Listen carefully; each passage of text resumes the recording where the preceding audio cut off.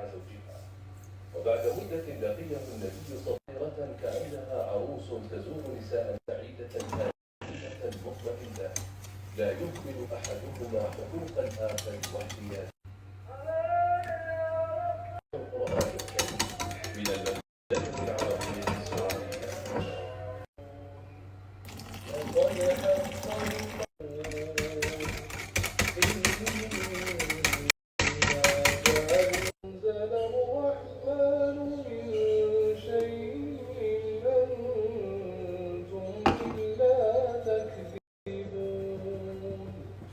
قالوا ربنا يعلم إنا إليكم لمرسلون عذاب أليم مبين ويقولون متى هذا صراط مستقيم ولقد أضل منكم جبلا كثيرا أفلم تكونوا تعقلون هذه جهنم التي كنتم توعدون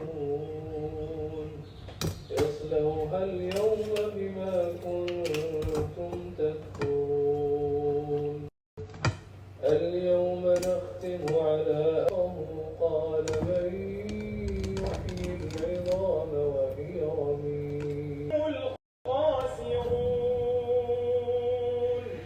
إذاعة القرآن الكريم من المملكة العربية السعودية.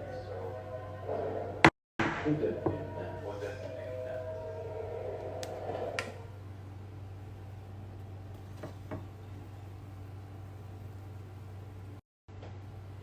دخل الآن وقت أذان العصر حسب توقيت مكة المكرمة. ننتقل إلى الرحاب الطاهرة لنقل أذان صلاة العصر. فإلى هناك.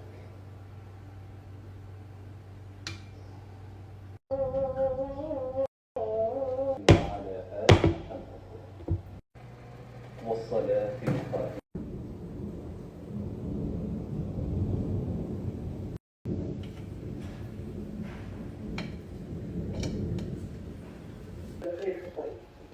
إني حفظت كثير من القرآن تأثرت كثير. فعلا الشيخ محمود رحمه الله كان أداء تعليميا مميزا وفعلا كان إضافة صوت أنت وحنجرتك أن تقرأ بحنجرتك أنت لكن نظر قريب جدا من الأداء غير المتكلف والذي يدخل إلى القلب مباشرة ويعني ربما تربينا على استماع عدد من الأداءات لكبار السن سابقا وحتى وإن لم يكن من القراء المعروفين لكنه يقرأ بهذا ذاك الأداء السلس والذي يطلق عليه التلاوة أو القراءة.